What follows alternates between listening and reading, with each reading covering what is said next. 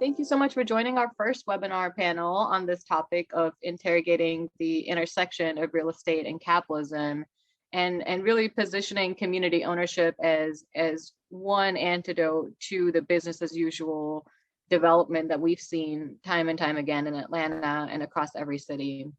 My name is Nikishka. I use she, her, hers pronouns. I'm the founder of the Guild, and we are a community wealth building organization focused on closing the racial wealth gap and building community resilience through alternative real estate models, entrepreneurship programs, and access to capital for historically marginalized communities.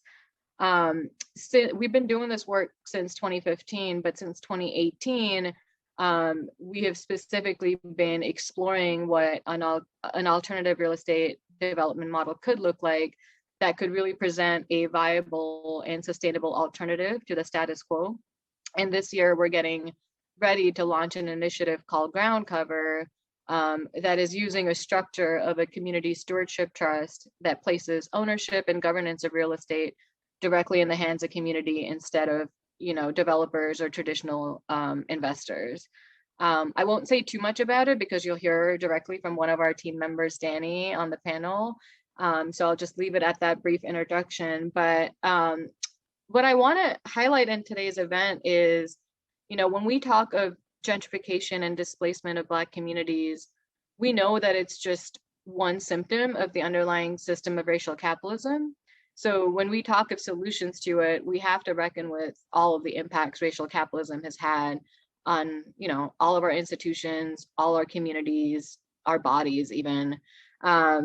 COVID-19 and the economic fallout from it has had disproportionate impacts on Black and indigenous communities, as we know.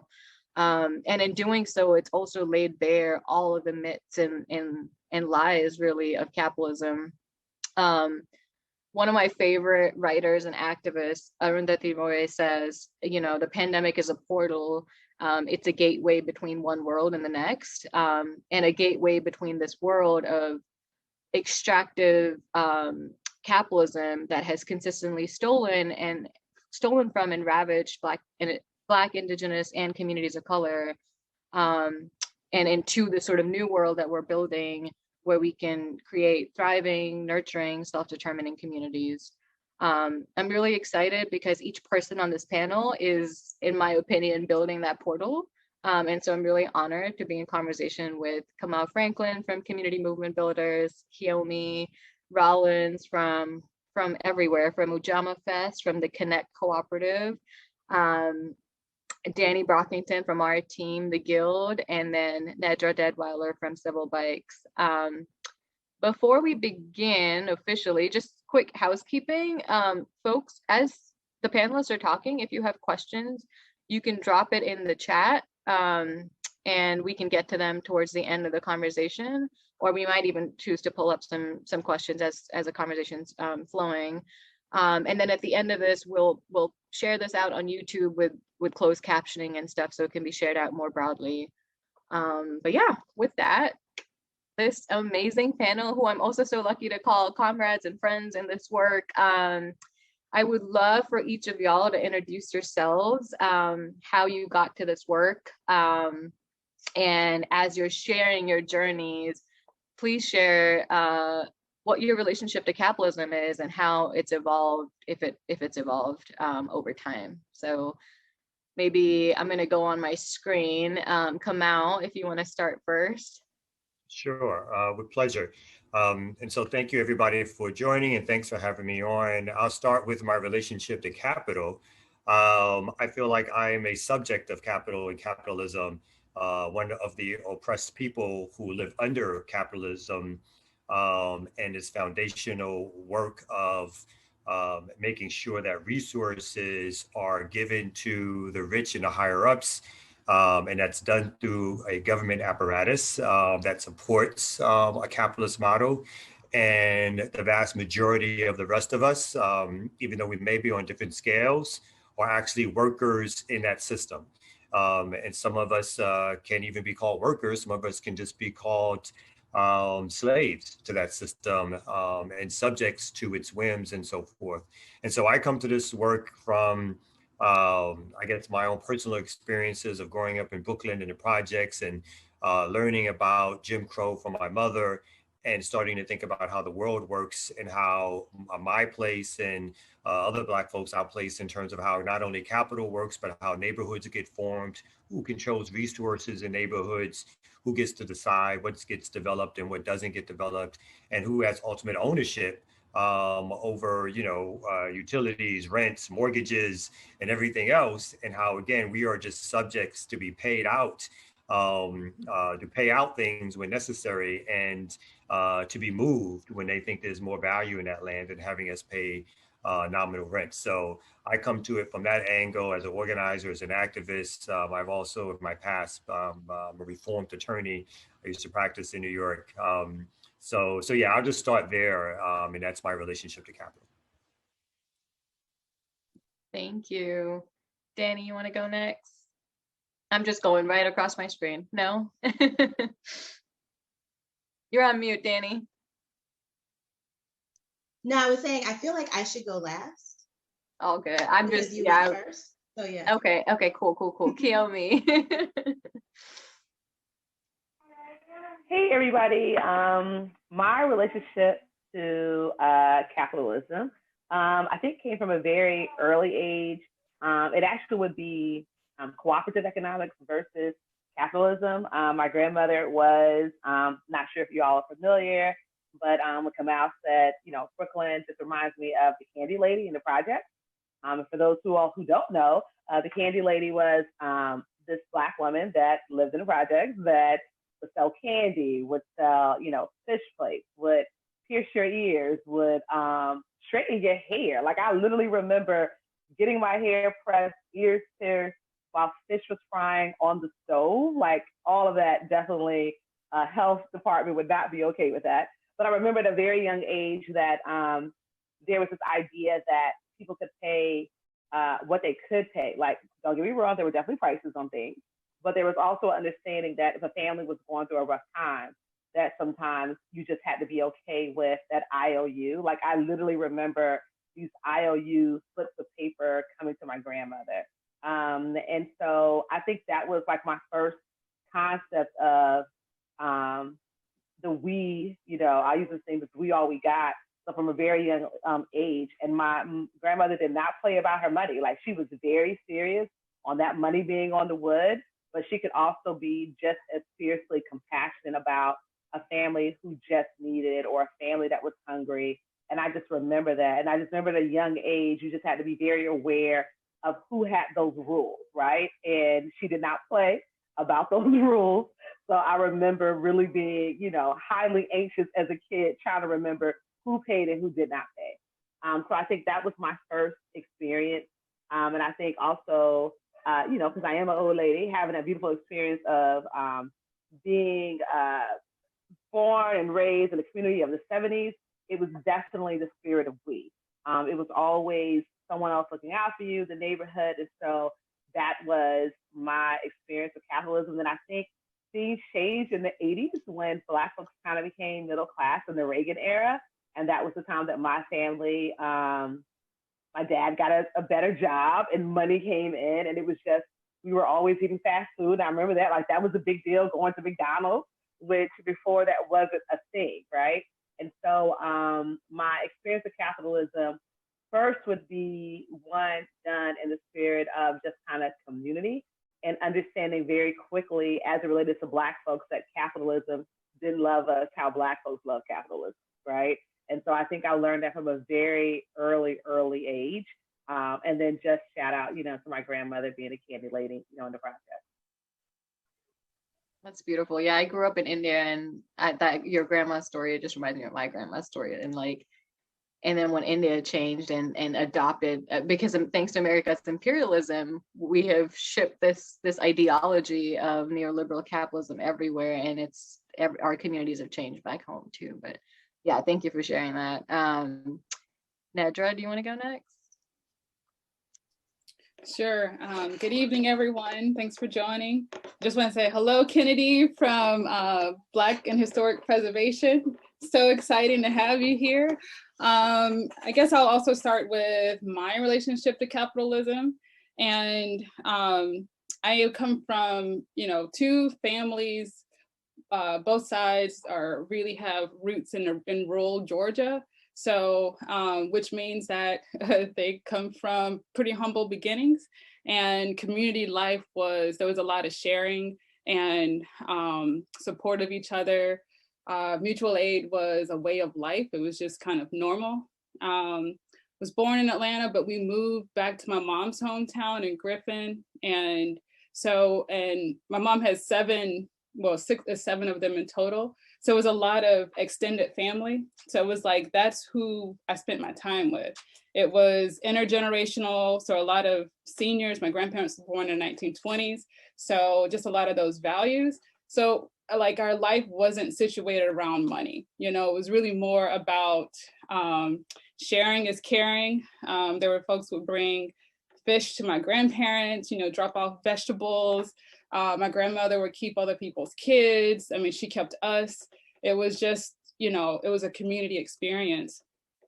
And I guess similar to Kiyomi, my parents were government workers. So we moved back to the city and we became very isolated. We would travel back, but while we were here, it's like we had to hold ourselves together. There was no more support.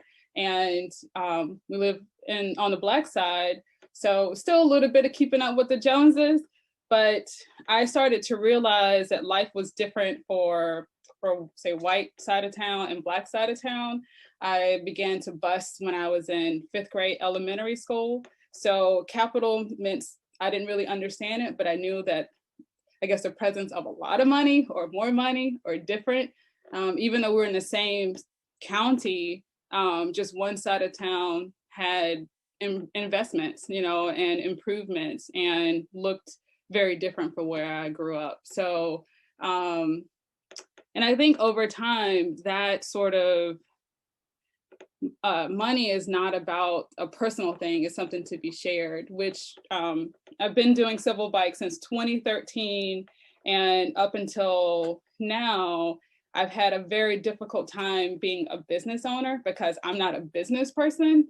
And a lot of things, our prices would change. We would do sliding scale. We've done a lot of free events just because we really wanted people to participate. And I think even to get our message out there. So, but, capital has also been prohibitive. Like there are things I can't do because I live in a society where I have to have certain money to buy quality bikes, and that really changes someone's experience when they're going on a tour.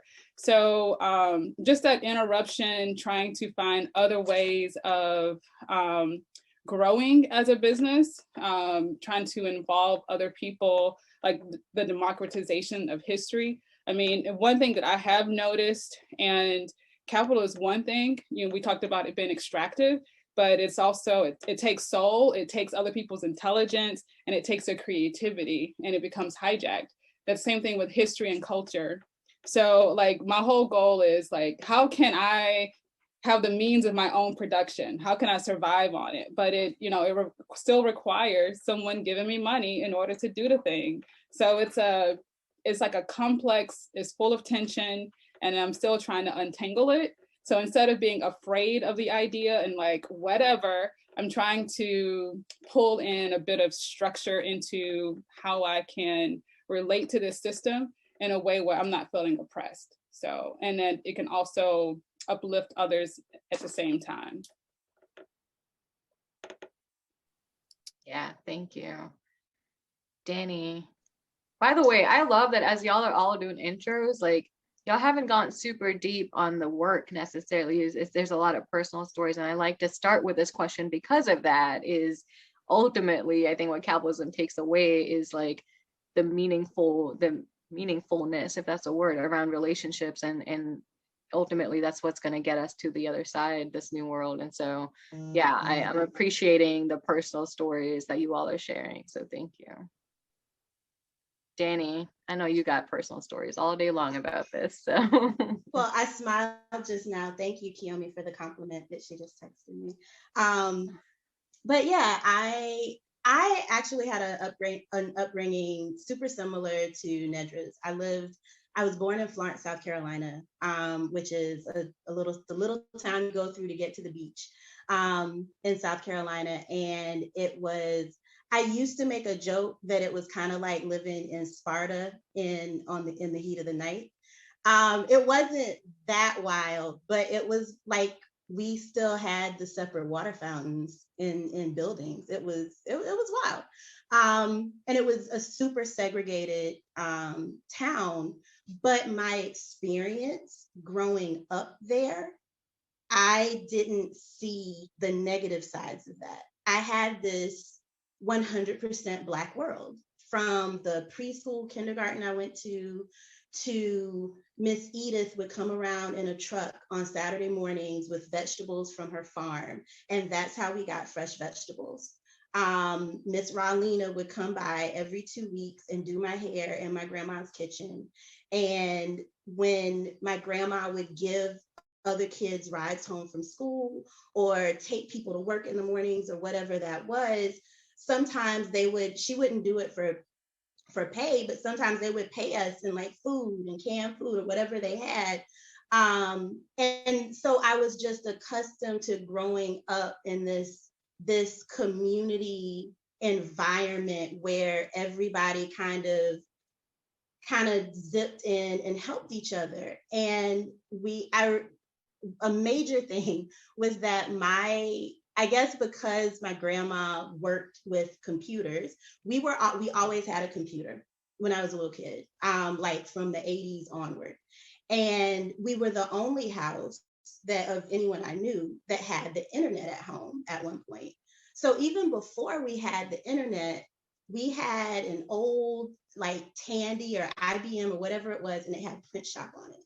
So whenever someone had a birthday party, they would come over and I'm a graphic designer, and that was my first graphic design experience, doing greeting cards and banners on a dot matrix printer going, my mom would bring home reams of boxes of paper from work. And we had a little community print shop for, whenever someone needed something like that. And I would have my crayons and colored pencils and be coloring them in for people. And it was just, that's what we did. When older kids who my grandma knew, my grandma had taught their parents and then taught them, they would come over to our house to use our computer to type up reports and projects. When we had the internet, I remember that instead of like going to the computer lab at the library, my middle school classmates would like come over to my house and be in my room on the little Encarta encyclopedia. And sometimes it would be my crush from school. And I'm like, oh, he's in my room. So like this whole like community aspect was just a part of my life. And then I moved when I was 14, when I started high school, to Charlotte, North Carolina. And everything was so completely different. I went from growing up in this all Black neighborhood to living in like the fanciest, it was a magnet program at like the fanciest school in Charlotte. And I was a minority for the first time in my classes. And I was like, oh, this is like very, very different. And I remember when I was younger and I was being put in these like magnet programs, these gifted and talented programs and stuff. When I was a younger kid, I remember my grandmother sitting me down and saying, Danny, you're gonna be the only Black kid in this program. And I want you to know that these other kids are not smarter than you. If they try to act like they are, if the teachers try to act like they are, these kids are not smarter than you. And my grandma was like the grade person, like the bookkeeper for the school. So she knew what people's test scores and all this stuff was. She was like, there's more people in this program from Del May or whatever these white schools are because they have more money than you, because their schools have more money than you. And they can get tutors and they have more resources and they have newer books. I saw that our textbooks at school were old textbooks and that they'd been stamped from all of those schools first. We literally got the old ragtag textbooks at my elementary school. So I saw that system in action. And then once I moved to Charlotte and I was in this different environment, I really saw it in action. And I saw how money gives you tutors. Money gives you people who will do your homework for you. Money does something. And even my place in that, when it got time for college and it got time for applying for scholarships, and it became this kind of dog and pony show type thing, like, oh, okay, you can get scholarships and bring prestige to the school, so you get propped up here and you get special privileges. And it just felt gross. It always felt gross. And I was like, it shouldn't be this way. And kids shouldn't have to worry about these things. And then I got older and I grew up and I realized, oh, everybody has to worry about these things. Like, this is just how the world is. And it doesn't make sense. And I got to college and I realized that the major I was in graphic design, I don't know how a person is supposed to pay for all these art materials. This is art. People always tell you, you get out of school, you're not gonna make any money as an artist coming off the bat, but you have to have so much money to do it. Like, I'm buying paints that are $20 a tube. Like, what is this? It just didn't make any sense. And I actually came into this work specifically because I was living at the Guild. I moved in, I was living in West End. I was renting a house. And my landlords had ended my lease because I found out after the fact that that's a thing they do every 2 or 3 years. They end the lease, the person who's living there kind of kick them out, which is completely legal to do in Georgia, and raise the rent by a couple of $100s and get a new tenant. And so in the meantime of me trying to move out of that house, in the 2 years that I've been living in West End, I could not afford to rent in West End anymore. It was like outrageous. And I was already paying too much for that house. And then it was like beyond that, I was like, what in the hell happened in the past 2 years? And in the middle of that, a tree fell on my house during a hurricane, destroyed everything I own, like 80% of everything. And in the process, I had renter's insurance, but not that much. And I left with a storage unit with a handful of stuff in it. My landlord got 400 grand and built an illegal second floor on that house and is chilling and moved back into it with her family and is bragging on how much her house is worth now and has shot the values up for the houses on the block. And that was gross. Like, you just see these things. It's like, and so it was actually after that I ended up moving into the Guild. Our space on 340 Auburn Avenue. I didn't know Nikishka at the time. I just saw this space and I saw these apartments and I was like, oh, I can live in a micro apartment. I don't have any things. This can work for me. And I moved in, it was cool. And I ended up becoming community manager of the building. And our little network of, it was 7 units, 2 units were Airbnbs. They subsidized the rent for 2 of the other units. And it was stabilized. All of our utilities were packaged together along with the rent. And we shared resources. It was just cool and I loved it.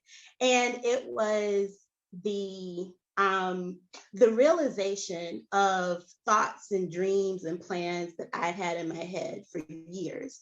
Oh, I can it would be so dope if I could buy that apartment building and I could just live in it and some students could live in it and we could all just like live in it together and cool. But I didn't know how to actually make that happen. And so it's just become very cool to live in a space where that is happening and actually be a part of making that happen for other people. So that's kind of been my journey of how I got here. Yeah, and then later on, I'd love for you to talk about the project we're working on. But I think what you all have surfaced, which is, Danny, I heard you say the thing about schools and educational disparities, and Nedra and Kiyomi and all of y'all are just sort of talking about mutual aid and sort of what was the way of life in the past, and how much that has dramatically changed in the last few decades. And I think folks on this call probably realize, but lots of folks don't realize that actually real estate has been the reason why a lot of that has changed. And school systems, how are schools funded, right? Like when we think about property taxes, we think about, so real estate, and there's the author Samuel Stein, he's written this book called Capital City. He frames real estate, he calls it the real estate state. And he frames it similar to how we would think about the welfare state or the carceral state. And it's about just real estate's undue influence on every aspect of our lives, from public policy to finance, like literally everything. And we see how, just in the last year when we saw with George Floyd, and well, specifically Breonna Taylor, and how her murder actually had a lot to do with and was directly connected with the gentrification that was happening, right? And so I would love, and maybe Kamau, this is a question for you, just sort of paint that picture around how real estate and policing go so hand in hand. And I know your organizing has been sort of like at the heart of that. If you could just sort of contextualize it for our audience, and then talk more about what Community Movement Builders is doing to address that. Sure. I think obviously communities of color, particularly Black communities, have a long history of being what's called over-policed, right? Which means, per police officer, there's more in our neighborhoods. There is a sense of control. There's a sense of violence. There's a sense of harassment that takes place, whether or not we're talking about urban environments, and a lot of times when we're talking about sort of rural environments. Our communities are where the police center themselves, because that's where they want to make their arrest. That's where they want to give out their tickets. And so whether or not we're even in our community or not, we are the ones who are most likely to be stopped, frisked, ticketed, arrested, so forth and so on, right? So those numbers are clear. But this other phenomena that's on top of that is when, let's say, capital and city government decide to renew and or to take a community and to do something else with it, right? And when those plans start to happen, whether or not people think those plans are something that sort of come out the blue, or they just happen to happenstance, a lot of times we're talking about master plans and city planning that takes place with the support and help of large capital real estate developers. And when that starts to happen, and these places get redeveloped, and or they become the places where, when large multinationals or large corporations start to set up businesses in a city, and then all of their employees are now looking for places to live, and it's there's a place that's cheap, that's affordable, that can be flipped, right? And so there's all these factors that come together. The other factor that comes with that is, again, additional policing and the protection of this new class of people, mostly white, usually mostly young, people who consider themselves liberal, right? Who are now moving into these neighborhoods and are not necessarily looking to share space, right? Again, people may, on top of it, say that they are looking to be supportive of the neighborhood around them, but there's story after story that these are the folks who call the police first. These are the people who now, in my own experiences in Brooklyn, you come off a certain subway platform and all of a sudden it's like 30 cops that are literally almost walking white folks to their new neighborhood, right? And you get that sense of like you are now the outsider in a community that you lived in 20, 30 years, however old you are, that community that you grew up in. As an attorney, I worked on a stop and frisk case in New York, what was a class action lawsuit against the New York City Police Department based on the stop and frisk of young people of color, particularly young men of color, particularly young Black men. And it showed that these communities where these stop and frisks were happening were also the communities that were most gentrifying in New York City at the time, right? And that was under both Giuliani and later Bloomberg, where this was happening. And so now when we look at Atlanta, where I live now, and where most of us here are from, we see the same phenomena happening. It's happening across the country, but here there are very few places now that are left that are working class neighborhoods, particularly working class Black neighborhoods in the so-called Black Mecca, right? In terms of how the city presents itself. And so we should not be under any delusion that this happens under Black liberal leadership. It happens under white liberal leadership. And I specifically point out the liberalism of it, because usually these cities that the majority of Black populations or good portions of Black populations live are controlled by Democrats, the same people who ostensibly sort of vie for Black votes and for votes of folks of color. But at the same time, their interest is tied far more to real estate development than it is to the working class people who put them in, right? And so wrapping it up a little bit is, community movement builders, we operate in Pittsburgh, Atlanta. We have a quick, interesting story that's highlighting how just gentrification is taking place. We've been in a community house now for about 5 years that's in the Pittsburgh area. It's at 790 Road Street. Because of the pandemic, we recently teamed up with a young sister who has a program called Free Fridge. And we put a fridge in a city park that we've been the caretakers of for the last 5 or 6 years. A park that we basically, the city abandoned, we sort of redeveloped, we put a lot of resources into. Neighbors who had been there no more than 2 years started complaining because they say the fridge is attracting an element that is undesirable for the community. They call it the city council person, they call it the neighborhood association, who called the police to have a meeting with us in the park. First time in 6 years we've ever had a cop in that park. That cop who was wearing a Blue Lives Matter mask as he's in the park, right? So all of these elements are far more interested in their property values. And this is I would say of the 5, we had support also, but of the 5 or 6 neighbors who were not on our side, 4 were white and not been here for 2 years, and the other 2 were Black who also hadn't been here one hadn't been here for 2 years, one had been here for a long time. All with stories about elements in the community and possible crime, although no incidents had taken place. And we're talking about people who are from that community. This fridge supported the folks in that neighborhood who'd come get food and take it back. As we're even having a community meeting, we had families come and take food out the refrigerator as we're having this discussion around whether or not this refrigerator can stay. So I use that story because it's sort of like how it works, as in folks are now, whether they're people who are not capitalists, right? But they have a capitalist mindset. There's an ideology at play that it's either about my property values only, because it's not about a community, right? It's not about thinking about what's needed to keep people in community, to have people socialize with each other. It's about, I want to move one day, sell this and move someplace else, right? And because how Atlanta prices are going, they're not going to be able to live in Atlanta anyway. But the idea is that they're going to sell for more. And that's how we structure our communities. It's not necessarily about how we take care of each other. It's not necessarily how we can help each other, support, borrow money, all that kind of stuff.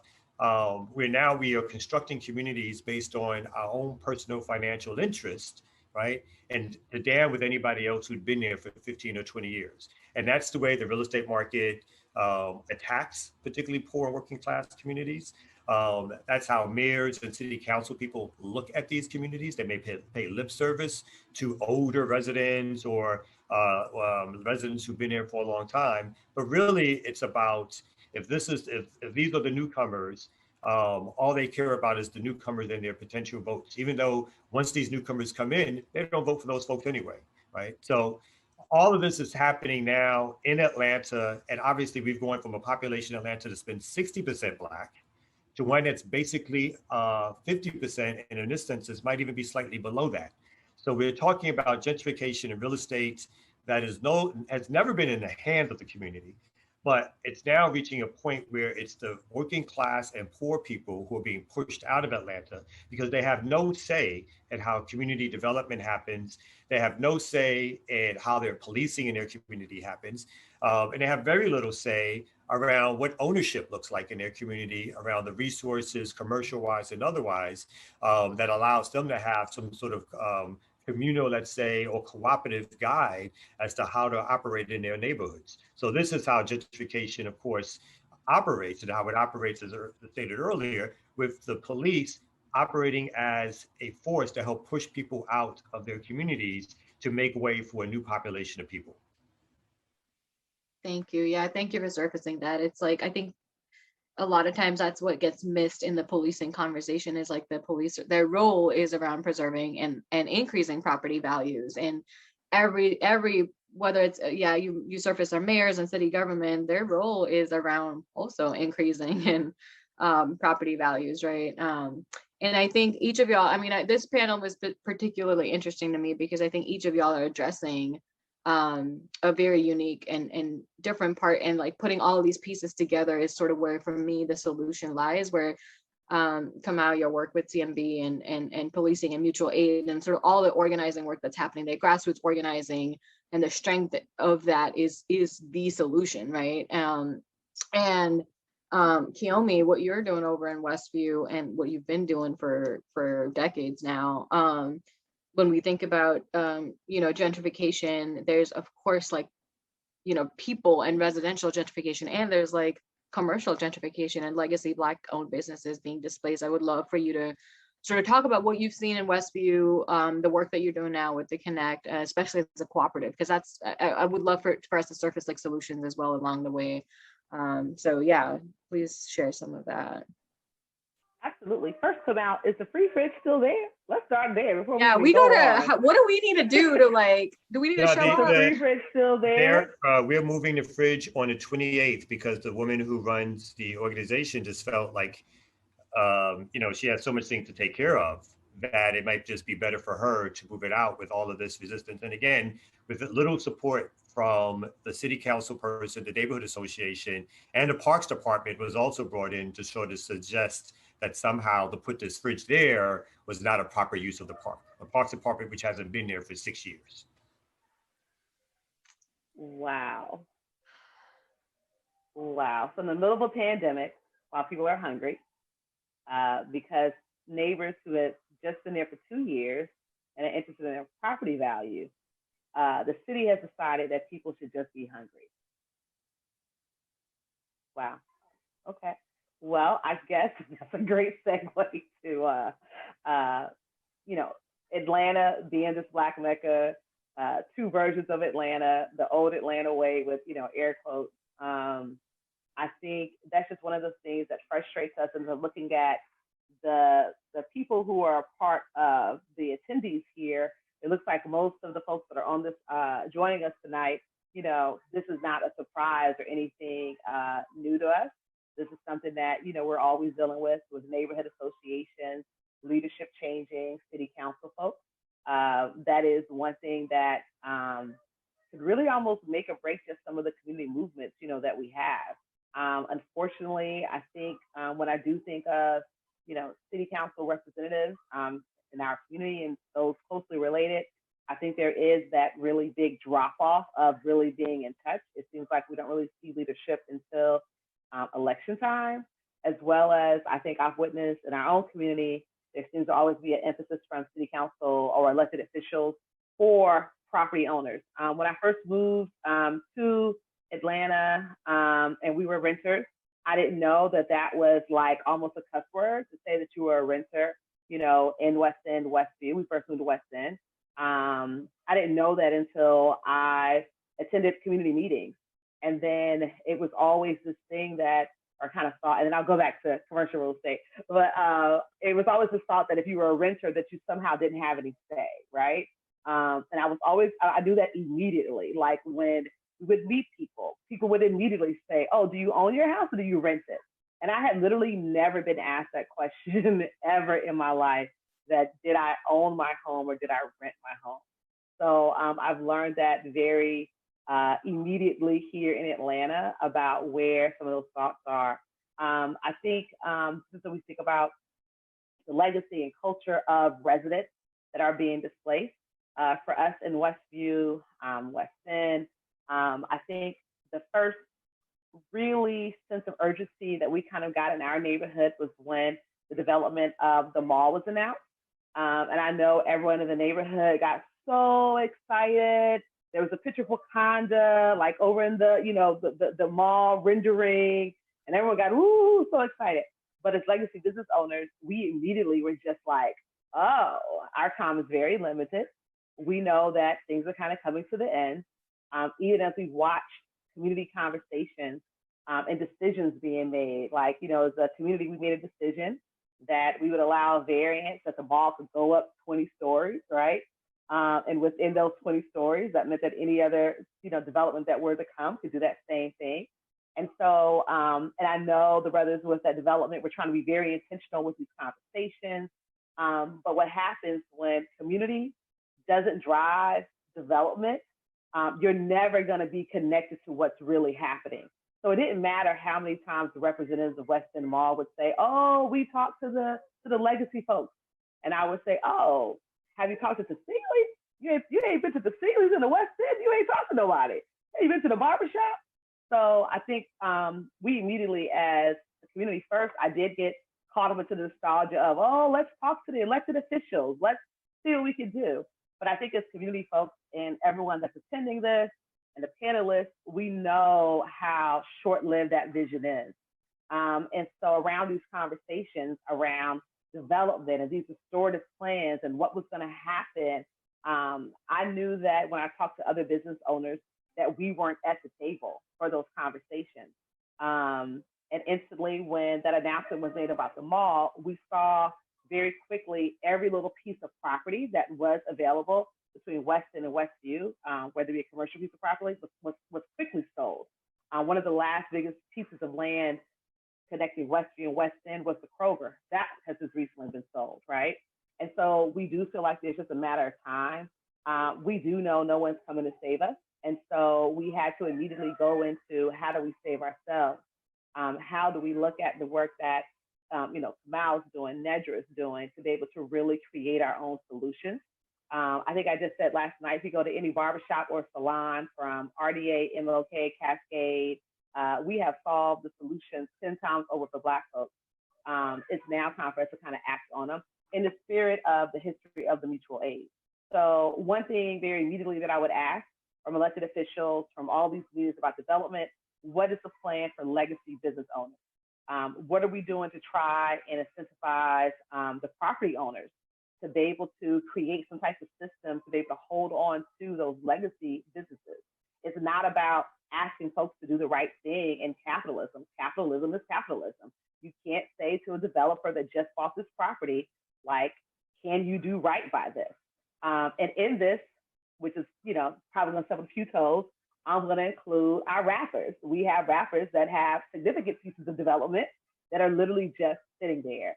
I do have a problem that the Chat Museum got opened before the grocery store got opened that TI owns. So that's a whole other story.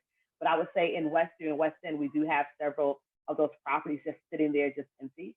And when we would reach out to folks to say, hey, what's happening? There was no answer. So while we were having, and I say myself and a couple other business owners, were having a meeting about 18 months ago about gentrification, trying to rally up for support, trying to create a plan that we were leading. This one particular meeting that I was having, literally the door opened in the business that I had owned in that neighborhood. And while I was having a meeting about gentrification and what we could do, my business received an eviction letter. And I was just like, oh, this is poignant that I would receive an eviction letter while I was having a meeting about gentrification. And so we decided at that point, like, we had to really escalate what was happening. And so for us, first we were just battling development that was happening between West End Mall, the Met, Kroger, and then COVID happened. And then COVID happened. It really just, I think businesses were already hanging on by, shoestrings. And so that really caused us to say, we have to do something. So even while we were grieving this beautiful loved on business that we had had in our neighborhood for, 8 years, we didn't even have time to grieve over that, because the thought was, we got to get something. And the we part was not just looking for something for myself, which according to my husband and the kids and everyone, it'd probably be easier. But we acquired a building in the same community with the spirit of knowing that we have to support everyone. My success is dependent on the success of other businesses. And I know some of the older legacy businesses, I know they're not on Twitter. I know they might be a little, special with their time, but it's still something that means a lot to us, and they are the fibers and the jewels. And so I think what we have been seeing since the 18 months that we've had the Kenekt and trying to launch this cooperative and get it off the ground, it's really been the community. It's a community that has come with nickels, pennies, and dimes to be able to contribute. It's really been us just kind of out here really creating what does it mean to be this community-based type of business. There are no elected officials coming to call in. They don't even answer my phone calls, nor am I looking for that to happen. But I think that we really believe, or the Kenekt, that we have to create those models for our own sustainability, for it to be equitable. That's the only way that our businesses are going to be able to expand. When I look at a lot of the mom and pop businesses who have been able to, withstand, 10, 15 years, having their kids there, the employees are now just like family. It is figuring out ways to create those succession plans, to hold on to the land that they have. Thinking about Kamau, who's an attorney, offering that legal support, because some of the spaces for the businesses or have that handshake deal that they've done since the 80s. Now, with the mall, the development, the handshake deal is not, the thing. And so during our 18 months that we've had, the Kenekt, we've been able to focus on, some of that technical assistance. I feel like the Kenekt is like the triage, the hood clinic triage of putting Band-Aids over bullet wounds, because clearly we are not solving everything, but we're just doing the best that we can, and recognizing that we do see the importance and the value of our neighborhood, businesses. And it is something to look at, entrepreneurs that have been there. So our advocacy is around, in Westview, we were able to create our own zoning, which is the NC-15, which I actually looked at other communities, and some other folks looked at how other communities were able to kind of stand up. And I understood very easily that developers don't really care about doing things good. They don't really care about the community benefits agreement. A lot of us as community folks spend all this time creating this community benefits agreement, and at the end of the day, it's not anything that's legally binding. And so we were able to create this piece of zoning, this piece of legislation, which was community-led, which had things like distance requirements, meaning that if there was a business that already existed doing a particular product or service, you could not place a business that was doing the exact same thing. We had things around parking, because we knew that our community could not sustain parking meters, and just several things around what could really impact our neighborhoods. One thing specifically is we made it so that a retail business could not be 4,000 square feet, or it had to be 4,000 square feet and below, because we found out that Family Dollar requires 5,000 square feet to exist. And then we also put in that a restaurant could not have a drive-through, because we, as a community, found out that Starbucks has to have a drive-through for them to operate. And so we put that there's no business or restaurant within our corridor that could actually have a drive-through. And so is it the best piece of legislation? We don't know.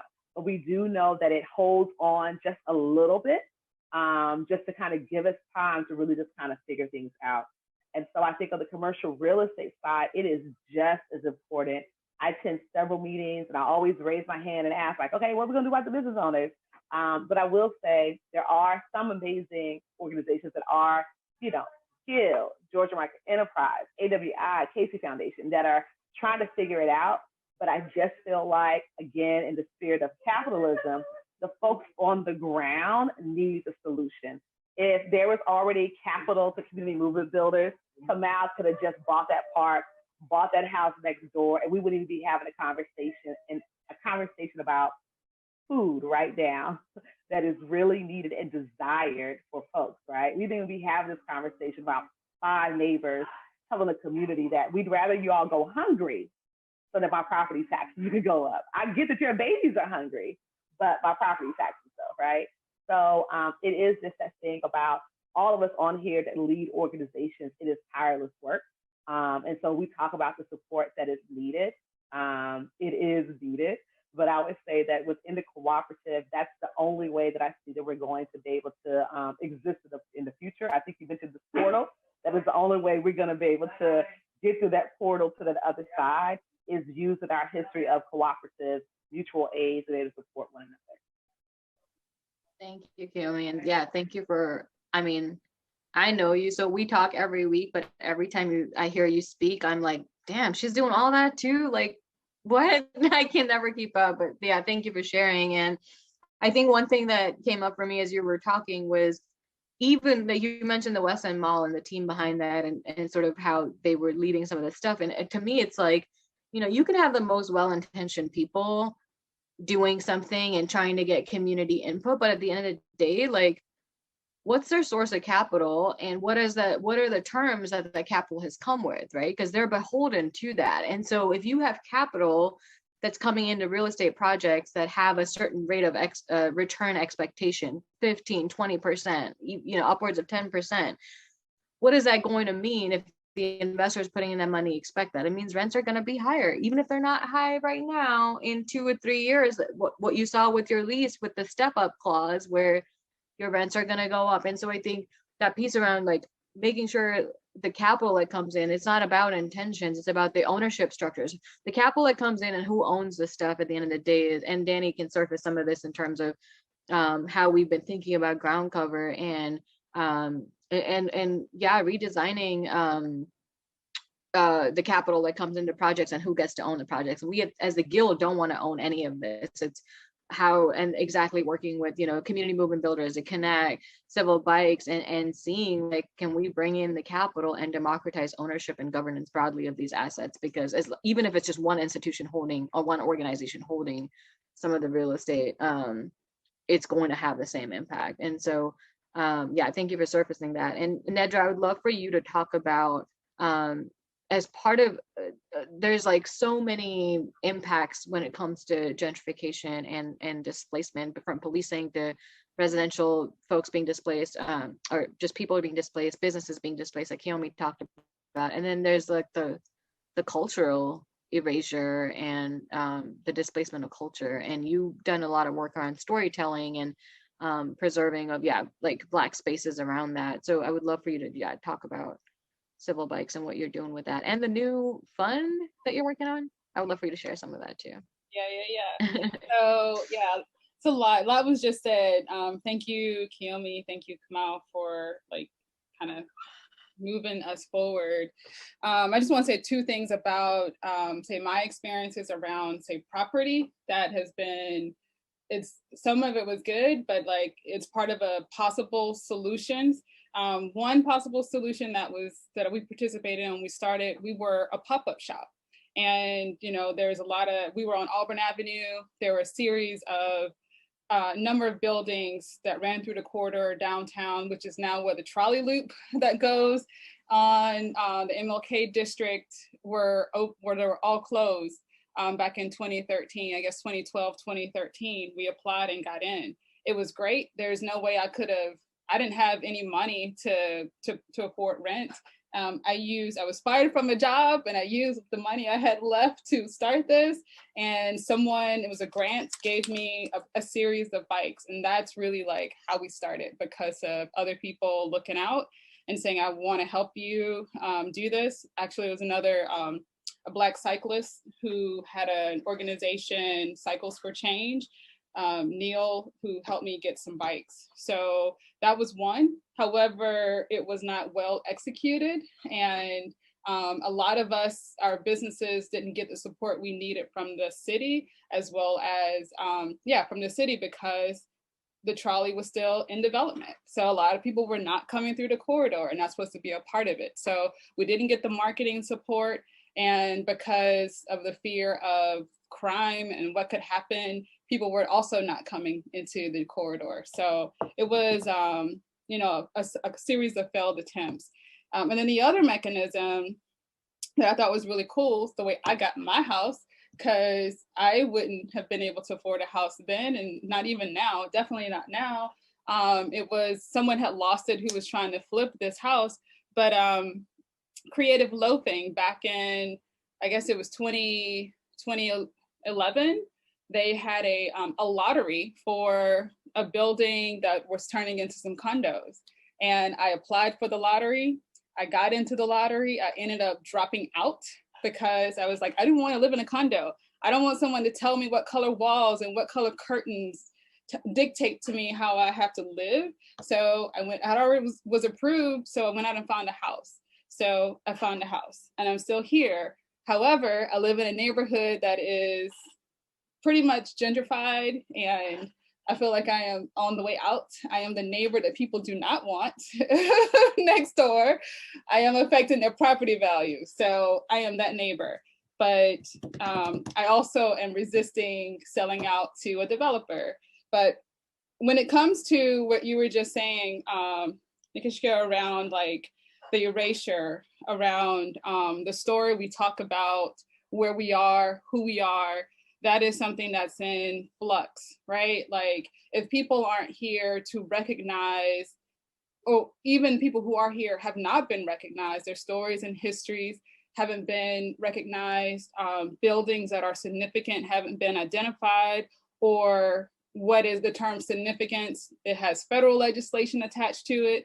And if it doesn't fit those standards, and many Black, say historic resources, because of lack of capital, buildings fall into disrepair, people age and can no longer take care of a certain building. So there's a lot of ways that because of the structure of criteria around historic preservation, as well as capital, access to capital that has been, long standing, these buildings go unidentified and unpreserved. And there's actually funding that is available for historic preservation.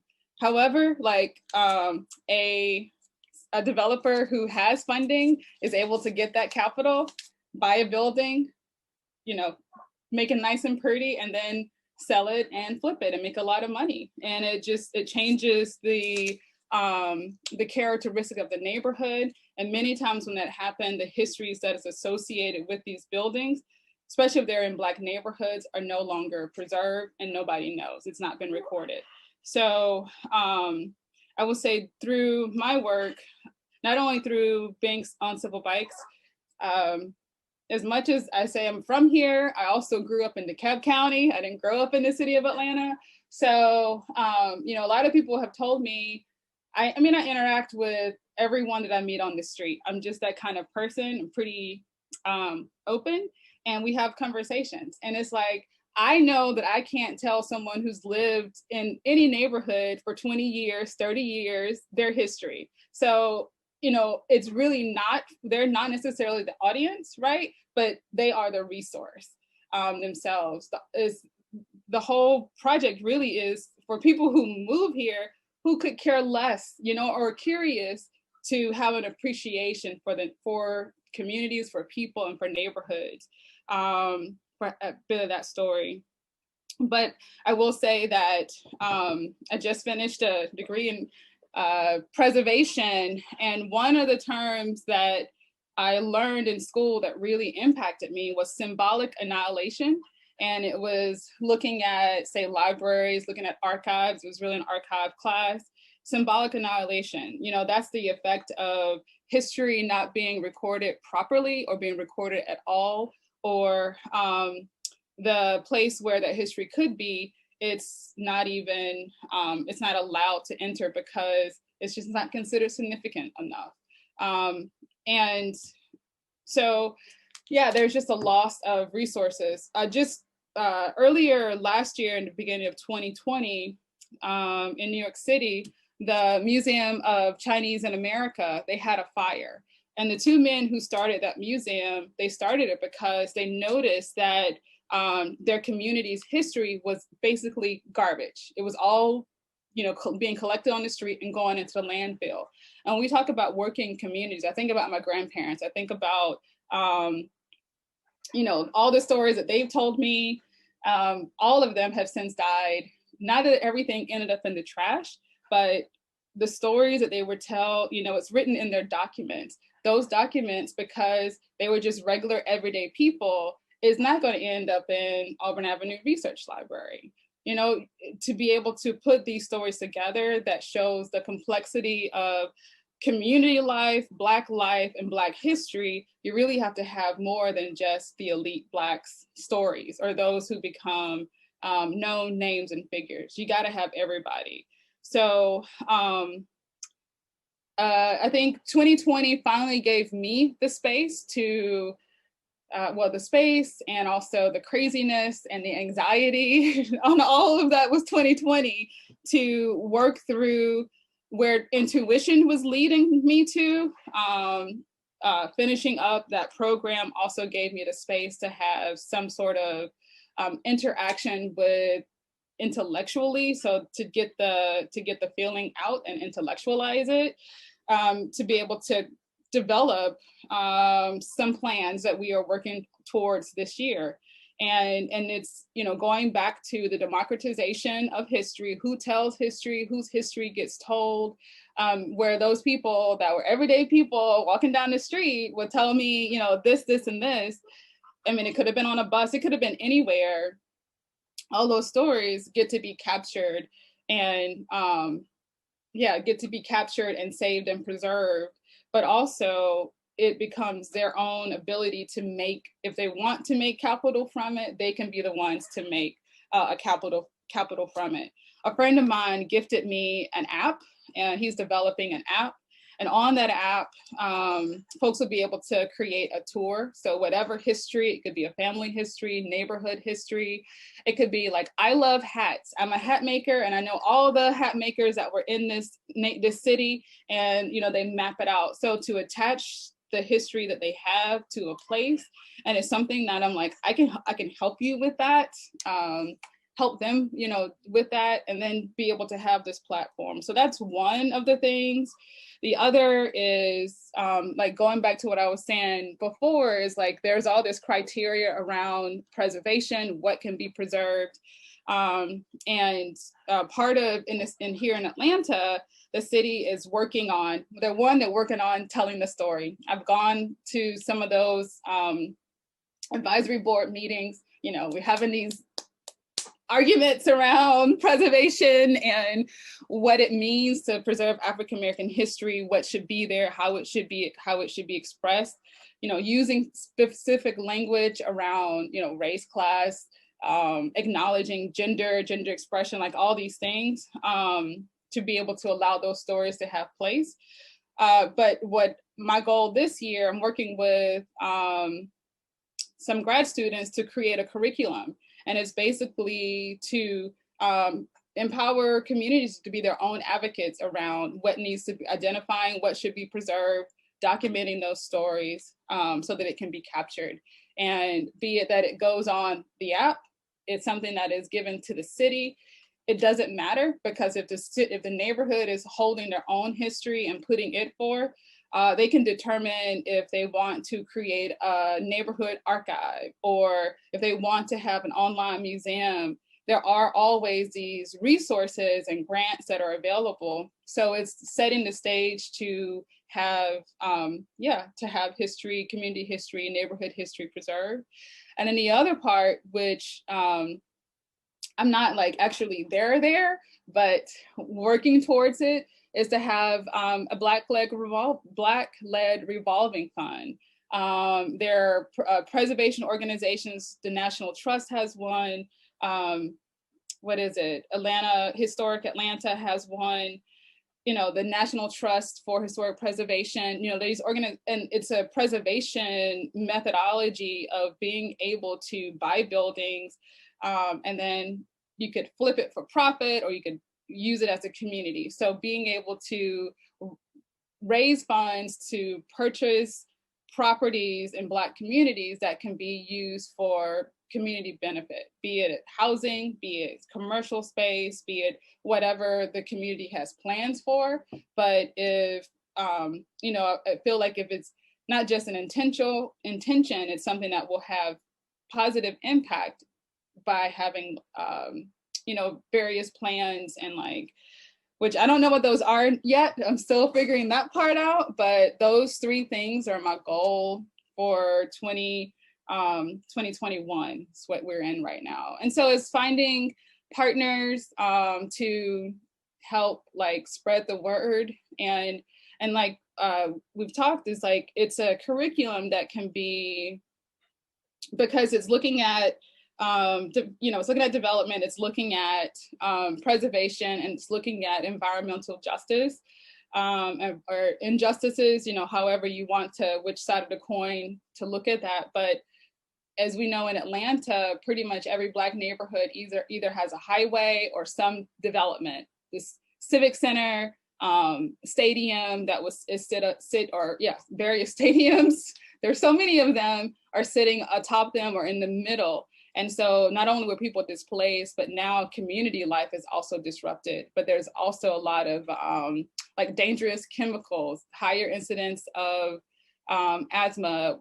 So it's just being able to, maybe even create some policies around that, so that at some point developers are held accountable, because as we talked about earlier, that's just not the case. So, and I'm still curious of how Kiyomi was able to shape that legislation, because I was talking to a bike friend about, property taxes. And he said the only way you can change that is by changing the millage rate, which becomes a state issue. And if between highway construction and the building industry, those are the 2 probably outside of agriculture, and then maybe movies and tourism, that is some of the major, where major funds are distributed, so our state budget. So we could change that on a state level. That would be really interesting.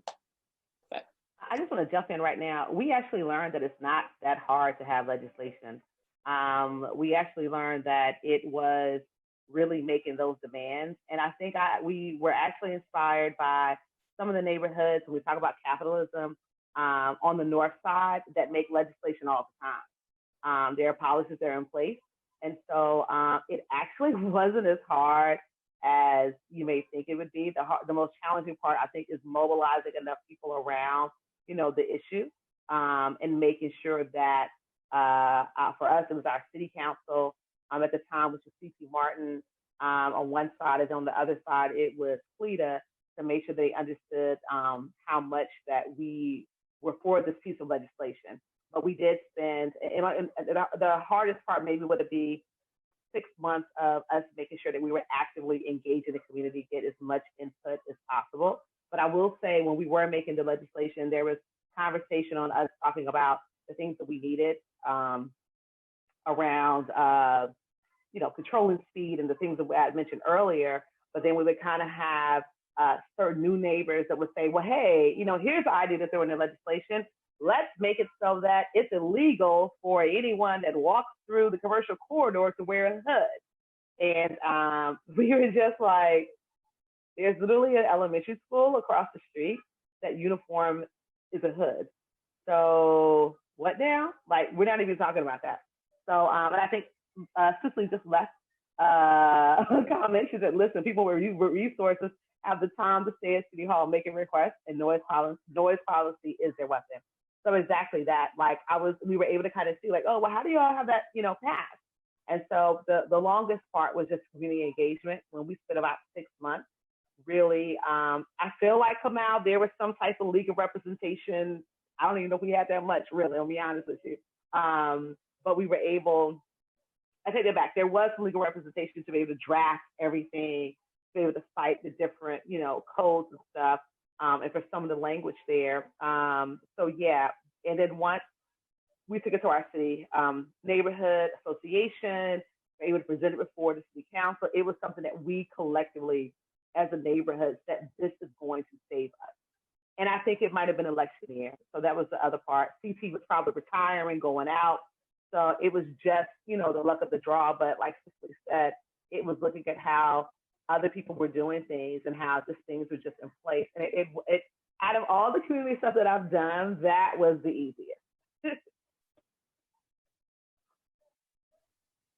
Nedra, the term symbolic annihilation, like that's gonna be in my mind. What a way, yeah. That's an interesting way to like frame all of this. It goes deeper than erasure, because it's not just erasure. It's like it's insidious. Yeah. It's all intentional. It's insidious. It's working, as designed. And yeah, I'm gonna use that framework about thinking about it. We're in another election year too, so just yeah. Yeah. Danny, I want you to talk about ground cover and the work that you're doing, that we're doing, but I also, Kiyomi before that also said something else and it made me think about the symbolic annihilation piece. But Kiyomi, you talked about like the rappers buying the buildings and leaving them vacant, and then there's the whole narrative around, Kamau has talked about this before as well, around buying back the block and gentrifying the hood kind of thing. And I've seen, come on, I've only seen stuff on social media. I want you to talk about that too. And you and Danny, like, I want y'all to kind of go deep, because I think some of these, part of what the moment in time that we're in is like, there are solutions, quote unquote, surfacing as crises get worse, but us being intellectually honest about like what is actually going to be a good solution with the least amount of like negative like externality and impact, and like really getting to the heart of the issue, which is racial capitalism, and having that intellectual honest conversation about that, I think is so important, which is why the work Kamau you're doing with CMB is super critical. I want, like, maybe Danny's talk a little bit about ground cover, and I know you and I have had this conversation as well, so surface some of that, and I would love for Kamau to bring it home after. Well, yes, we've talked about this. Don't get me started. I think that some of these solutions that are being put to the fore, gentrify your hood before the white folks do it. You do it yourself. I mean, I've sat in meetings where city officials actually say, well, the best thing you can do to combat gentrification, the best way you can make sure that your granny doesn't get put out of her home because of a rise in property taxes is to make enough money to be able to pay your granny's property taxes. And it's like, we cannot imagine ourselves in anything but the game we're in, right? And that's the problem. We've been given this box, this very small box, and we've been given this game and told that this is the way you have agency, this is the way you have power. And then we've had over the arc of history, we've had all these different pieces of the game taken away, so we can't play it fully. And so yesterday was Toni Morrison's birthday, and one of my favorite quotes of hers is, the very nature of racism is distraction, right?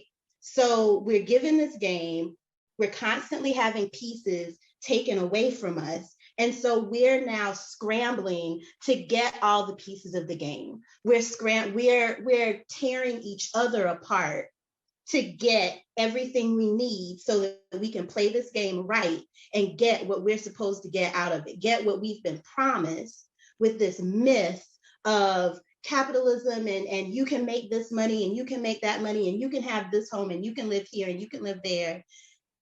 And we don't stop to think, that this box with this game in it is garbage and we don't need it. And we can be doing something completely different, but we're so distracted trying to gather the pieces of this game. And that's where we are. And that's the thing that frustrates me the most. Because we look at the people that we choose as, I'll say, socio-political leaders. And they are preaching us a gospel that they don't even live by, but packaging it as something that will save us. If we can just get to be like them, if we can just get to where they are, then we'll win the game.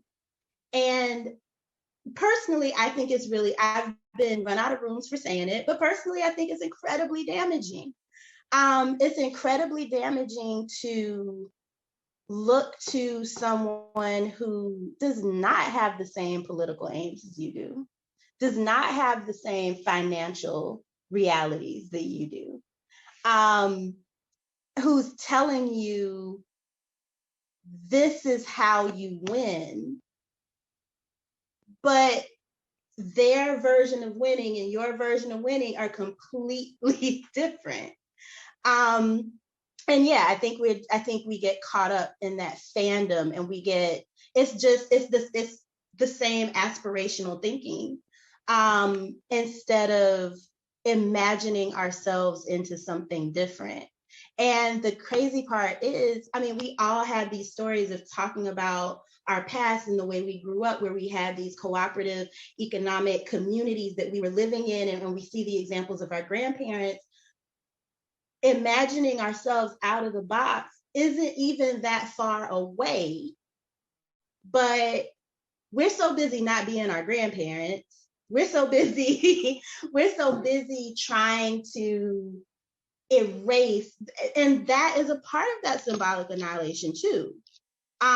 This disparaging of our past to say that the only way to move forward is this way, instead of looking backward to say, that was kind of working out. But that's the jig of white supremacy. Like that's what it does. It tells you that what you have and what you kind of the systems you naturally build for yourself to get by and get through are not good enough. This is the only thing that's good enough. And so we seek that, and we will always be trying to play catch up, but at this point we're trying to play catch up into a game that is falling apart and collapsing on itself. Like, if anything, this COVID has exposed all of every single flaw, every single fault in how our economy is set up, the complete lack of social safety nets we have, our healthcare system, everything. It's exposed every flaw. But we are so deeply entrenched in needing this system to work that the country with the most resources to give the resources to people and completely be done with this, we just refuse to do it. And so, yeah, it's frustrating, but there's also a hope there, because like it's not that far away. Like, we just have to look backwards in time instead, but that gets into a whole time is a flat spiral, and I won't go that deep. I won't go that deep. Oh, say a little bit. Oh, come on, I'll let you go, and then Danny, come back and say a little bit about the work that we're doing now around that. I'll jump in quickly because I want to make a couple of things clear from our perspective. So when we talk about buying back the hood, we are not talking about sort of the Jay-Z version of gentrifying the hood, right? So we don't believe in gentrification. Gentrification is not a term we look to reappropriate and make something positive out of. Gentrification is the taking of land and resources and property from poor, working class, particularly folks of color, particularly Black folks, and handing that over for real estate and capitalist interests to thrive and benefit. But we do think there are solutions that our community needs to engage in, and radical solutions, and some things that really aren't radical, but really the city positions them as such. And we have to figure out as a community, as opposed to the commodification of our housing and our neighborhood property, what are we willing to do, right? A lot of this is, what are we willing to do? Are we willing to stop City Hall from operating, right? Are we willing to go into City Hall and stop it from functioning until demands are met, right? Are we willing to take over spaces where corporate development is happening and neighborhoods are building condos that are displacing working class people and poor folks? Are we willing to stop that development from happening, to make a point that it can't happen if we say that we're going to stop it from happening? So we go back in time, the sister was talking about, let's go back to our radical roots of the 60s and 70s that many of us look back at, that were destroyed by the US government, by local governments, by state-run governments, because they were impactful and effective, right? You don't destroy something unless it's impactful and effective. And the thing that it was doing was it was getting people in mass to come out and to protest and to demonstrate and to try to take charge and to think of alternative solutions to our issues, right? There's no reason why we can't think about what are land trusts and what are land trusts that happen citywide that neighborhoods can control, right? Through neighborhood associations and other things, because the city is usually your biggest real estate owner, right? The city has control over real estate. It continually gets control because when folks either don't pay their taxes or they take this property, what the city does is clean up those titles and so forth and puts it back on the market to be sold on the court steps to the highest bidder. The city knows that it could take that same property, as opposed to throwing people out. It could do something to change how property taxes are collected through the city and the county level, right? It could do something to say, once these homes are taken, it's far easier to put them in sort of a community land trust so that they go back on a market at a rate which is affordable for people, right? Even if the city can't enact right now rent control because that's a state issue, the city can make it be known that it wants that it fights for that, right? The city could also make sure that any property that gets developed that it owns has to be tied to a certain AMI percentage of the income of the community. Otherwise, it doesn't get built. The city doesn't have to hand out permit after permit. So the money is there for the city to develop its own low income and affordable housing, but it decides not to. It gives resources to stadium developers, to large real estate developers in terms of tax breaks.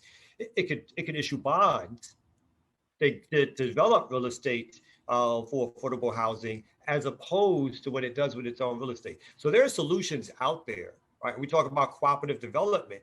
There are solutions out there for people and neighborhoods and community to take, which really does involve what we can do for ourselves and how we challenge the city apparatus, which is so beholden to the capitalist class, right? They work for the capitalist class, right? They see their jobs tied to. We are only folks that they use to keep themselves in office, and then they forget about us until the next time around, right? They don't feel beholden to us. They don't feel like they have to listen to us.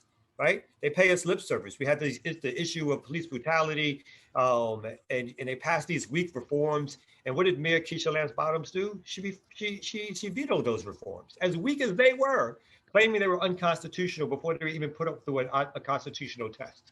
Who made her the constitutional judge? So these folks don't look out for our interests, and then we have to decide what we are willing to do to protect our interests, or will we just allow ourselves to be pushed out of another city, another neighborhood, another block, and to start all over again?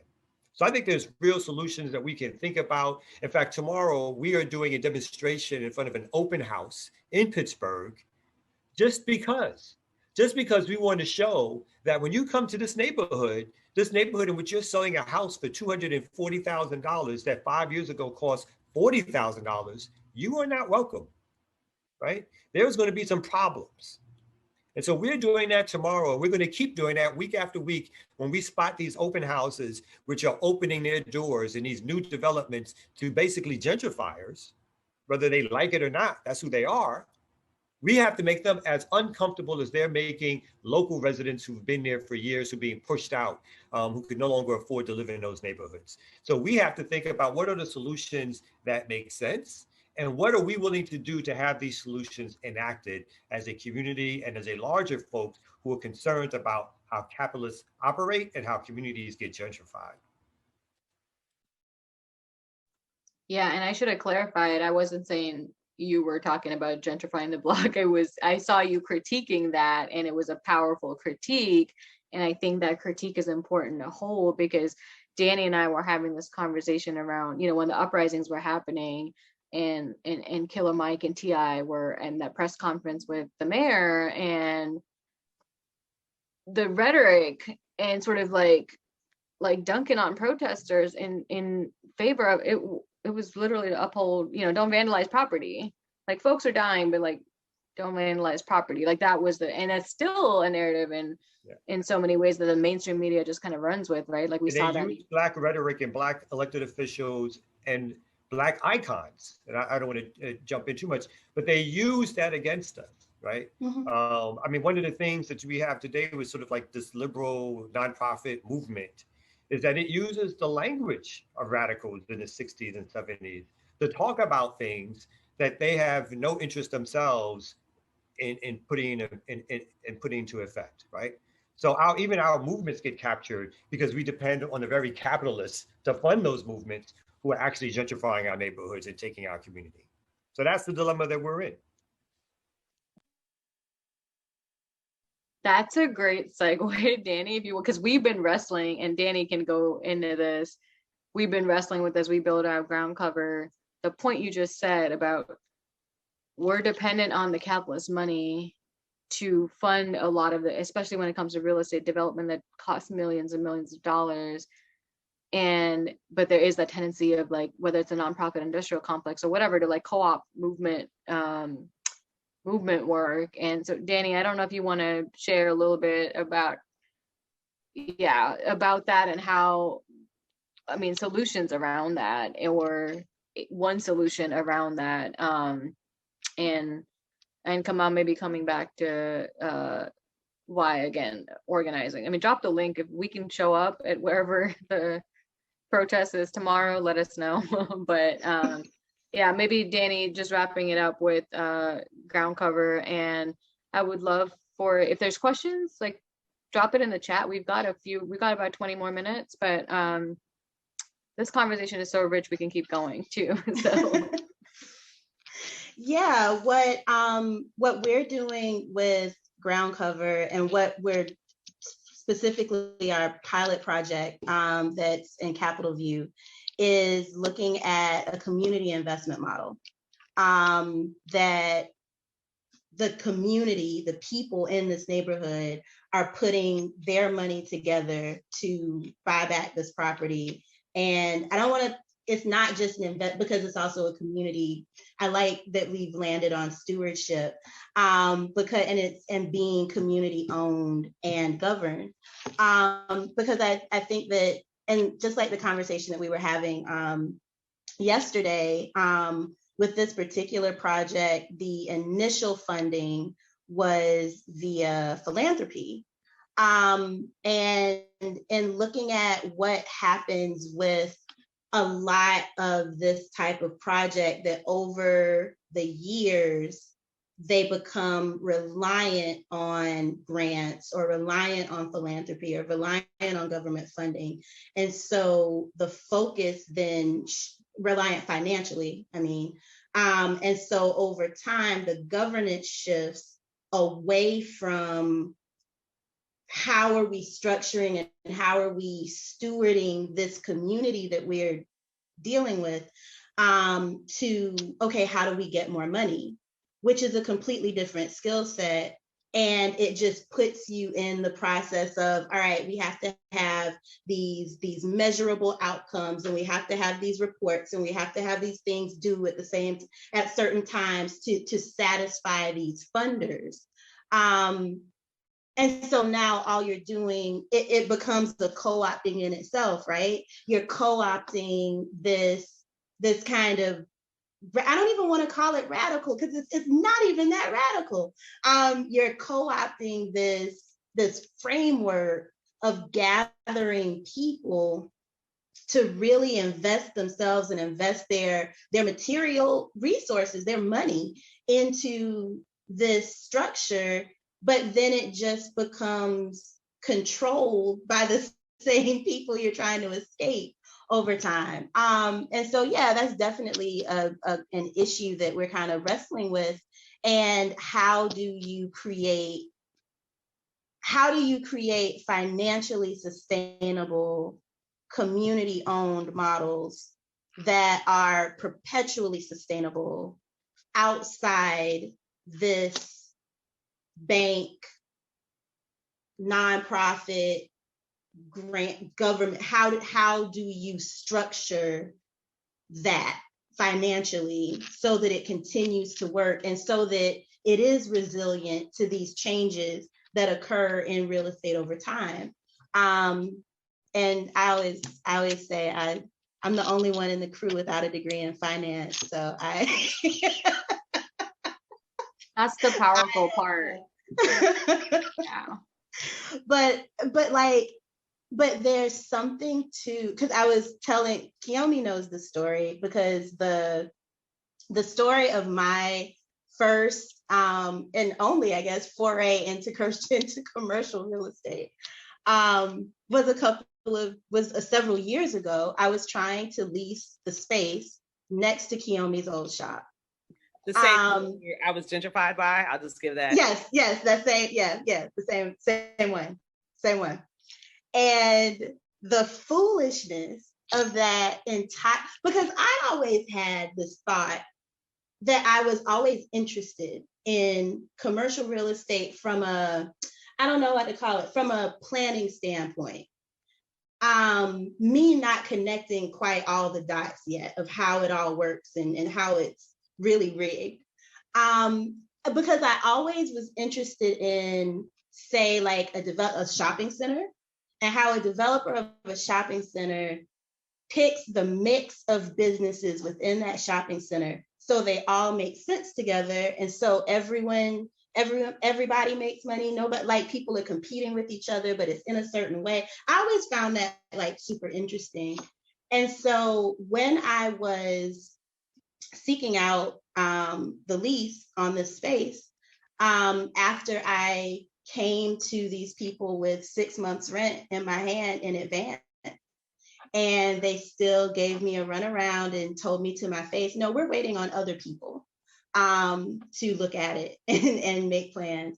After they asked me for business plans and bank statements, and I'm giving them architectural schematics of what I'm going to do with the inside of the space, all these details that I didn't even realize were not normal.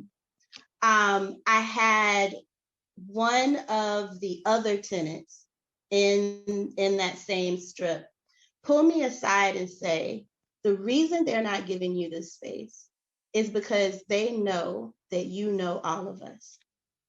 If you get that space, then that means every tenant in this strip, we all work together, we all know each other, and they don't want that. And that's where the light bulb clicked of how, not only how deeply against us this thing is rigged, but also the strength in that collective. And they were that afraid. That landlord of that space was so afraid of that strength of all of us being able to operate on one accord that they forewent 2 years of rent It sat empty for 2 full years before anything moved on it. And they preferred that to just little old me occupying this one little tiny space. And that taught me the importance of working as a unit, working as a collective, pooling our resources together, because there is so much power in it. There's power of legislation. There's power in a community being able to operate in a way where people get to stay in it over the long term, because the way real estate is at the moment, it's not built for people to stay. It's built for people to be in a house for 2 years, 3 years, 7 years, and then you flip it up and then more people move in because the prices have to keep increasing. I think that, when we look at community ownership models and we look at like taking away that speculative piece, taking away that, oh yeah, your home value isn't gonna skyrocket by 200% in 4 years, but if you're planning to stay, if this is a community that people are going to live in and grow in and raise their children in and raise themselves in and flourish in over a 20, 30-year time span, if we're looking at generational levels, then that's not required, right? Because what is it takes away the Ponzi scheme aspect of it. It takes away you need this constant flow of new money in for anybody to get money out. And I think it so foundationally shifts the way we think about a neighborhood.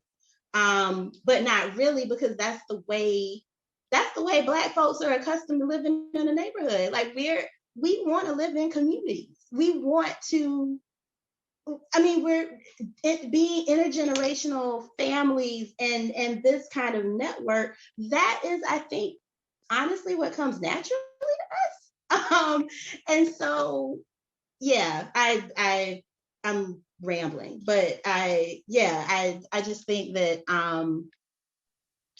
shifting foundationally how we think about the money that is involved to keep the purchase and sale and the machine of real estate going. When we talk about community ownership, it's literally throwing a wrench into that machine. It's literally stopping those gears from being able to turn all the way. And that's the beauty of it. And it's a matter of stopping those gears over and over and over again in a reproducible way so that you cut at the entire machine. Right. Yeah, I think the thing that Kamau was saying is like, even going back to the like historic, or from the 60s and onwards, like radical movements, the reason they were shut down so insidiously, whether it was COINTELPRO, whatever, right? Like all of the layers to that is because they worked. And so your example of like cooperative economics is actually a viable force against the status quo, and and there will be every means employed to shut that down, from small to big. Markeisha asked Markeisha asked a question that I wanted to raise. I advocate for the land trust model, but is it possible outside of the nonprofit realm, and has it happened before? Nikishka, do you want to take that? Or because well, I'm just the moderator. You can. There's many land trusts set up across the country that are various models. In fact, here in Atlanta, there's a Atlanta Land Trust. And let me just say, I'm not necessarily a fan of it. And that's only because I think it has the ideas of land trusts, which are good, right? You basically, everybody knows, a land trust is that the land is owned in commons or under an organizational apparatus that controls the land underneath, and it's the structure above which gets bought and sold, right? And then there's certain covenants that can be put in as to how that property is sold, who it's sold to, income levels, and so forth. My thing about land trusts is that if they're not community owned, then we make the same mistakes that we make now in saying that there's these outside advocates who have a better idea about what's good for local communities than the people in those neighborhoods. So there's no reason for me that a land trust can't be set up through like a neighborhood association. It is not to say that the land trust won't make its mistakes and have problems and issues and all the rest of it, but that's okay, right? Those folks have just as much of a right to fail and succeed as anybody else does. As all these developers who go out of business constantly, who file for bankruptcy and everything else, and get to keep their property and relinquish all of their debt and get to start all over again, right? So there's nothing sort of magical about a land trust being owned by a citywide operation or by necessarily a nonprofit that's not connected to the neighborhood. So for me, it's all about the connections to the neighborhood. Again, we can get some resources in Boston and some other areas. In fact, Cooperation Jackson, which I'm on the board of, in Jackson, Mississippi, owns both residential and commercial property under the guise of a land trust, so that that property can't just be sold at a highest rate to the highest bidder, and it takes away all the good works that were done. Again, it's a different model and way of looking at property, particularly residential property. Again, as property being a human right, right? Something that people need, as opposed to strictly being a commodity to be sold. And at this stage, to be financed and to put on, in sort of like a Wall Street market type of thing, where it's securitized and it's bought and sold at a moment's notice, right? How do we keep property stable so that we can keep, again, working class people, poor people in housing? And that's one less worry that folks have as they go about their daily lives. Yeah, yeah. I'm seeing the time we're at. I want to ask one last question, and then if there's any other questions that are coming up for attendees, but each of y'all are doing the work around, we're living in this current reality of extractive capitalism, and y'all are building the new reality. What are the inherent challenges that come with that, and where can, I think a lot of things that was surfaced around here in this conversation is the power of people, like people power coming together and doing stuff, whether it's organizing or everything else. But yeah, what can the folks listening in, we're going to be sharing this recording out pretty broadly, so folks listening in, what can they do to support this movement work that y'all have been doing, and then just talk a little bit about the challenges of like living in this reality while building a new one. And maybe Kamau, if you want to, just since you've already been talking, if you want to kick it off. No, it's good. That's I let folks get a chance. I mean, I think it's the obvious, right? It's structure and resources, right? It's the ability to marshal enough resources so that your project becomes something bigger than a model project, something bigger than sort of a startup project. And that's, sort of what we're doing with our cooperative, is to try to get it to a size where it's making enough resources so that it sort of fulfills its larger mission of being able to hire people and to have those people be worker owners, right? So how do we scale these projects to the point that they actually can do the work that we want them to do? And as with everything, it's about people's structure and time and that kind of thing. I think the wherewithal is always there, but it's how do we challenge such a behemoth in terms of capital, which has always marshaled its forces, which has the resources to make city officials and other elected officials be puppets on their string, and even has the propaganda systems in place to make those of us at the very bottom think that we're going to be capitalists too, right? So those are our challenges. It's the challenge of the ideology and the mindset, and then the challenge is enough structure and resources to challenge the very forces that are out there.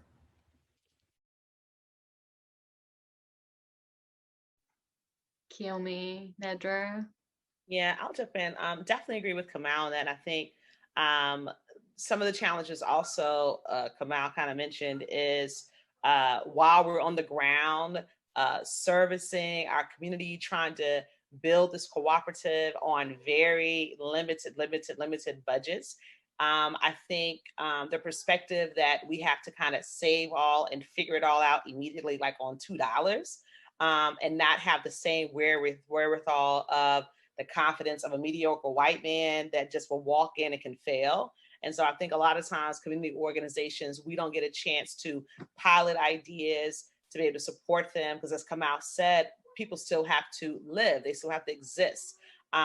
During the pandemic, that's a need even more. I think there's a strong need, I could probably say this for Nedra, Kamau, even for you all at the Guild and at the Kenekt, just for capacity and organizing support, capital support, just so that we could actually, as we're growing and developing the cooperative, the people who are a part of it that are working that we want to hire have these livable wages. So I think it's not an issue with corralling a group of people together who want to do things in the spirit of cooperative.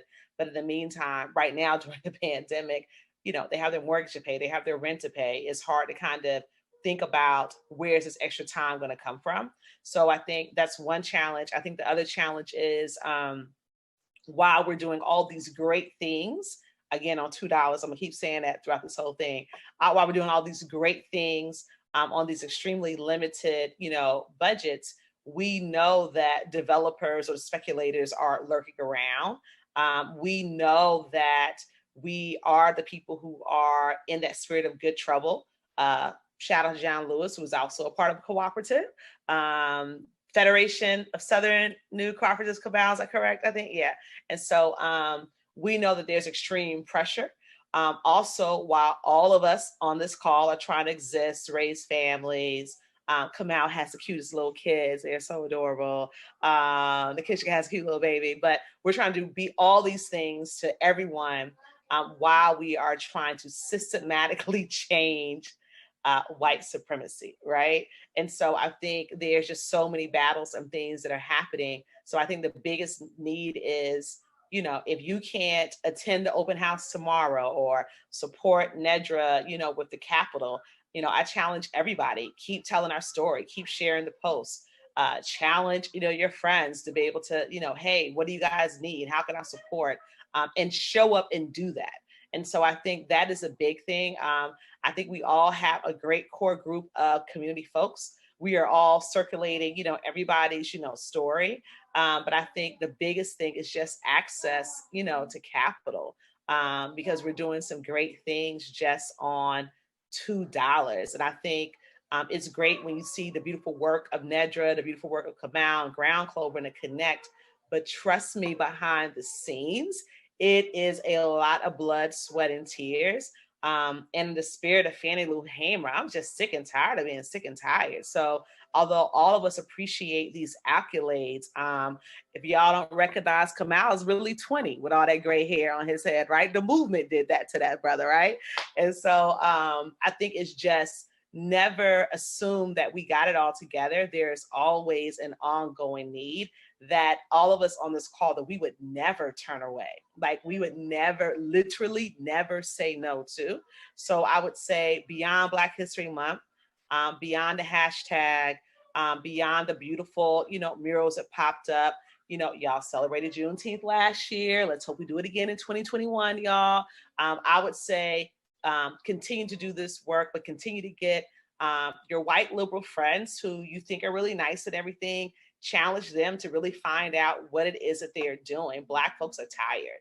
So those neighbors that are in your neighborhood and gentrifying it, ask them to show you those receipts of when they supported Nedra, when they supported Ground Clover, when they supported, you know, community movement builders. So I think it is, let's all continue to do the work. We all have our great roles.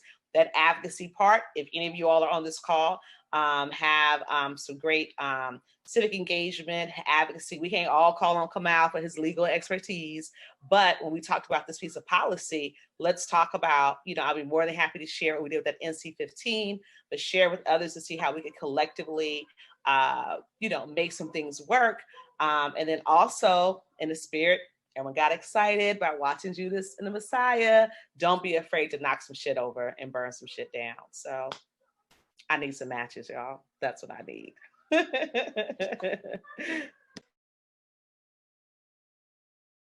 I think Kiyomi and Kamau really got to the heart of all, like pretty much all of it. And thanks for expressing the sacrifice, because that's what it is for the most part. I'd love to have a comfortable life that was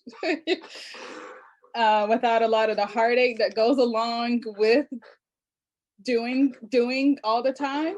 And I think it's also, we need time for our families. We need time for our own like nurturing and healing and restoration. And it's hard to get that. I have a job. I have a full-time job. Always had another job. And it's like, I feel like I work all the time. I want a vacation. So, but I also recognize that the folks who I really want to join me in this effort, they need to be compensated for what they do too. So it's like just trying to figure all of that out is tough, because I'm not a finance major either. When it comes down to it, I'm really a social worker. And so I think it is collaboration, is supporting, and is being able to have, in order to be creative and find solutions that work, you also need to have space internally, is what I believe for myself. And just having room for beauty, all of that, sleep, like those things are very important. But I mean, hey, hit me up, call me, send me an email. Because when it comes down to the advocacy piece, like seriously, to do the community engagement and then to go to City Hall, because they're already working on a plan for how to tell Atlanta's story. They've been working on this for a while. But to be able to interrupt that, we have to be organized. So I know I'm going to need support with that for sure. Capital for this revolving fund, because I don't have capital. Like, it's just not that's something that I don't have. And then also, when it comes to really doing this storytelling, it's going to take someone who has skills around using technology and filming to really do it well. It's going to require that. So I'd love to have more people to join in. So yeah, contact me. And I want to give thanks to Kiyomi for, spoke to pop-ups earlier. So I've been able to pop up, and Kiyomi, she's you're right here for me. Yeah. So pop up in the Kenekt 2 holiday seasons in a row. And again, it's like having a space. I have t-shirts, and I would love to have other things to develop to sell. But it's like having a space, being able to take the time to be in a space or hire someone. The Kenekt was that resource for me for 2 years in a row. So, working together is a real beautiful thing. And Nedra supplied our bike rack. Yes. And maybe we'll give you bikes this year, Yeah, so Nedra supplied that bike rack. That's beautiful. Yeah. Thank you, Nedra, for reminding us around the care aspect. I think that's the other thing capitalism is stripped away, is like how we just relate with care. And I'm really appreciating, parked on that wreck. Markeisha, thank you, Markeisha. Danny, is there anything you wanted to share to wrap us up? I don't think there's any more questions, but yeah. Yeah, just reiterating all of the above, as far as the challenges of this work, but also that the opportunity is in us. The opportunity is in our networks and our relationships with each other. And as we talk about collective power, that extends so far out and in so many different ways, from, to Nedra's point, technical assistance with apps. I mean, this entire conversation grew out of Nedra reaching out to us and us just having a conversation and realizing, oh wow, what you're doing is so aligned with what we're doing. Let's do this. And so we're as a team, the Guild, we're reading Emergent Strategy by Adrienne Marie Brown, and I am in love with this book. I'm in love with this thought process of that it's not about one way and one method of doing things. We're not going to get to there, wherever there is. in one single prescribed way. It's going to take a multitude of different models. It's going to take a multitude of different adaptations. It takes multiple people with the same endpoint, moving in the same general direction, maybe at different paces, maybe in different ways, but all pushing each other forward.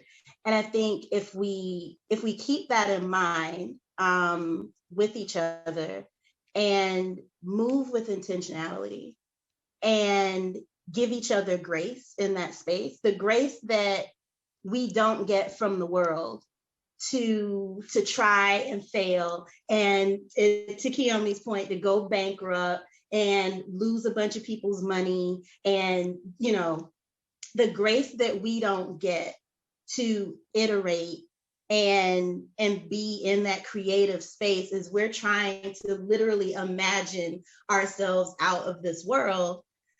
Give each other that grace and give ourselves that grace, and be willing to, even in the midst of feeling that we're on this time crunch of having to get this done now and having to do everything so speed, because there's this market, there's this world that is operating on a much faster timetable than we can operate on at times, to give ourselves the space to collaborate with each other and to ideate with each other and to try new things and be willing to say, okay, this isn't working and this kind of works. Let's take this piece from there and take this piece from there and try something else.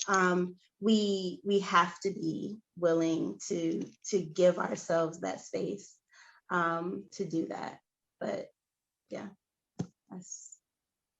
that's a beautiful way to end this on a Friday night. I'm really appreciating everyone that stuck around with us.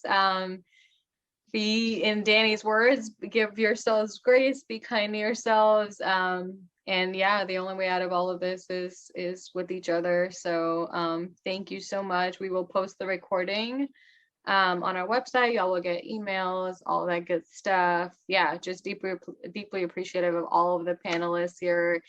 Kiyomi, Kamau, y'all are like movement elders, and we are just honored to be, honestly, like in your presence. Nedra, like, thank you for all of that beautiful work around storytelling and just reminding us of who we are. Thank you. We're just, yeah, deeply, deeply honored. So I hope you'll have a beautiful weekend.